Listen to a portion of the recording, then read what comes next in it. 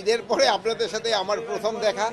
তো একটা জিনিস আপনারা সাথে মনে হয় রিয়েলাইজ করছেন, আমার কথা শোনা যায় কিনা, আপনারা রিয়েলাইজ করছেন যে দেশের আইন শৃঙ্খলা পরিস্থিতি রক্ষা করা কি রকম কষ্ট। আপনারা এই যে অল্প কয়েকজন ভাই আছেন, একই গোত্রের কিন্তু সবাই, আপনাদের ধরনের নিয়ন্ত্রণ করতে কি রকম ঝামেলা হয়ে যাচ্ছে।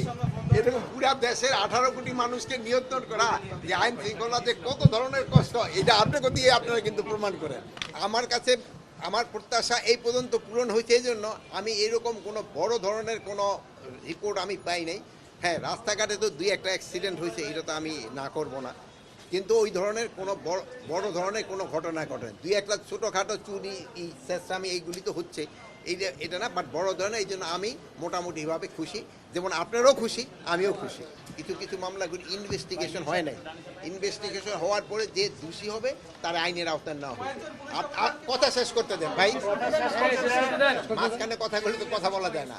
আপনারাই কিন্তু সবসময় বলছেন নির্দোষীরা যেন কোনো অবস্থায় সাজা না পায়, এই জন্য আমাদের ইনভেস্টিগেশনটা করতে দেন।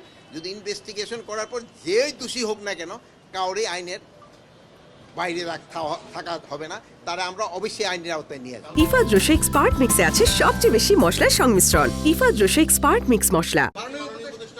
বিষয়টা এরকম যে ফৌজদারি মামলা যাদের বিরুদ্ধে আছে তাদের মধ্যে তদন্তে মোটামুটি প্রমাণিত না হলে কারো বিরুদ্ধে ব্যবস্থা নেওয়া হবে না। এটা তো আপনারই আমাকে রিকোয়েস্ট করছেন, আপনারই বলেন নাই ভাই, হাসতেছেন তো, বলেন, আপনারই বলছেন, আপনার কথাই তো আমি রাখতেছি যে তারা ওইভাবে প্রমাণিত না হলে তারা আমি কেন একটা নির্দোষ লোকের কেন তো আমি সাজা দিব, কিন্তু সব ক্ষেত্রে একটা নির্দোষ লোকের আমি কেন সাজা দিব, একটা আরে ভাই শেষ করতে দেন, একটা দোষী যে হবে তারা আমরা শাস্তি দিব।